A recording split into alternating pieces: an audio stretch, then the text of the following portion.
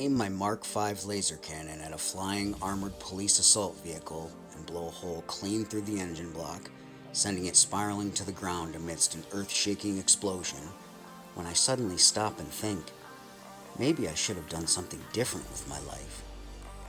Maybe it was because we were getting our asses handed to us yet again, my men getting blasted apart all around me, that made me think being a lawyer might not have been all bad. Sunscorch, one of the most powerful heroes in the world, had just shown up minutes before and was plowing through my men like they weren't even there. He took blast after blast from our las cannons, but it never seemed to affect him in the least. He just stood there with that look. You know the one. The half smile on his lips, one eyebrow arched, his eyes overflowing with radiant golden light. 1 foot forward, chest out, arms akimbo, his goddamn Rolling Stones cover. In real life. Ugh. I could have been an accountant. I could have designed roller coasters. I could have been anything. In command, place and activate the last anti-gravity device, so I called the retreat. "Get the fuck out of here, boys! Over the side!" I shouted at my men. Sunscorch broke his pose and let loose with his main offensive power. Beams of energy shot from his hands and cooked 6 of my men right in their armor, blasting them and 4 others right off the side of this 140-story skyscraper. The 4 that didn't take the direct hit should be okay, I thought. Our armor had a small anti-gravity unit in each one, so they should float down to the street. The other 6 were toast, though. I scrolled through the list of the dead on my heads-up display. All good men. I could have managed a Walmart or become a college professor. What had I been thinking? What the hell was a Class A hero like Sunscorch doing here anyway? Me and my men worked for Professor Calamity, a very political supervillain who had an agenda dating back to the 60s and all that free love, utopian society bullshit they loved so well. He developed super intellect and some Class B ESP abilities from taking heroic doses of LSD and any other chemical he could get his hands on. He'd pulled some good capers and made his political points successfully over the years, but he was not in Sunscorch's league, nowhere near it. Sir was currently down on the street in his 6-story mech suit, trashing Starbucks and local modern art stores to keep the heat off the real objective. 2 teams were working on the Philip Morris building, intending to blast it right into orbit. Literally. My team's goal was the placement of industrial anti-gravity units. Team 2 was tasked with severing the building's foundations with explosives. My team's objective was complete. Well, as long as Sunscorch didn't start trashing the anti-grav units.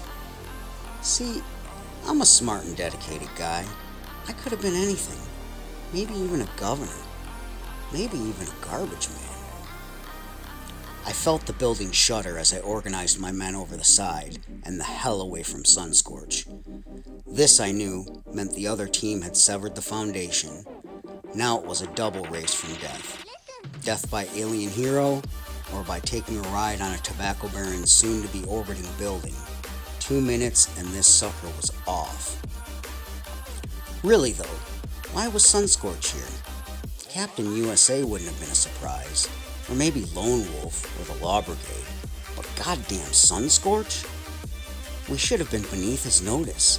He usually fought ancient gods or alien invasions, or at the very least a Class A supervillain that was either going for world domination or world destruction. In the grand scheme, the professor and us were just political activists. Sure, we did more than just wave signs and chant and march and shit, but mother effing Sunscorch? Come on, talk about bad luck. Do this, I'll go back to college, get my real estate license or something.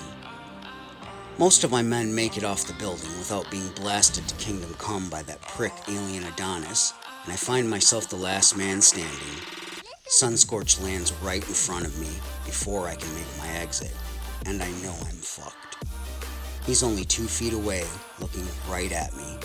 Power crackles across his body, running up and down that silver and blue suit he's made so famous.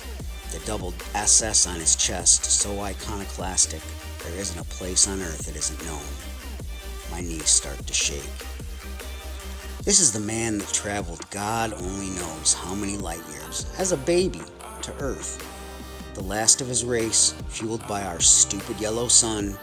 His planet had a green one or something. He'd defeated everyone or everything that had challenged him over the last 50 years.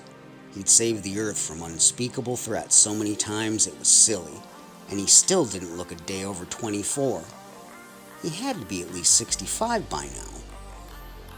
I don't know why this crossed my mind now, but that really doesn't seem fair. I was only 36 and I was already going gray around the temples. That smug, handsome alien bastard. My fear gets kicked into the background and I start thinking again. If I'm screwed anyway, I might as well try my weapon of last resort. Professor Calamity had given each team leader what he called a null void bomb. He guaranteed it would stop absolutely anything. I'm not sure he had freaking Sunscorch in mind as anything, but what the hell? Slows down as Sunscorch raises his fists to blast me. I pluck the bomb off my belt, hit the trigger button, and lob it toward that golden hero as I throw myself over the side of the building. I see Sunscorch casually catch the null void bomb in one hand and smile at it condescendingly as my view is cut off by my plunge toward the street. 3, 2, 1. Something happens at the top of that building. What? I'm not sure. There is light beyond brightness. There's a dark like an endless night in the abyss. There's noise and fire and mayhem, and then there is silence. Absolute silence. And no Sunscorch. I double and triple check the cameras we mounted on the anti-gravity devices as I float to the earth. No sign of him. I scan the skies, expecting to see him streaking toward me in revenge at any second. Nothing. There's a crater where he stood. A perfectly smooth crater. I think I killed Sunscorch. Holy shit. I just annihilated Earth's greatest champion. Dear Lord, why didn't I go to dental school? I would have been happy adjusting kids' braces every day. It's at street level when the Philip Morris building shoots into the sky. We'd done it. We'd accomplished our mission. I landed amidst the chaos of blasted police cruisers and smashed up storefronts. The professor was sounding the general retreat, and I should have been humping it double time toward his mech and the aerial escape that would provide. But I just stood there and watched that big-ass building shoot like a missile right off this planet we call home. What the hell was I doing here? Who would want to live this kind of life? Sure, it was exciting, but the danger. Okay, the pay was awesome, but who takes these kind of risks? I'm not a hero killer. But now I was. Why did I ever choose to be a henchman of all things?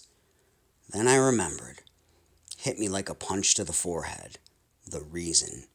It was the reason for most of Man Follies. The reason was a girl.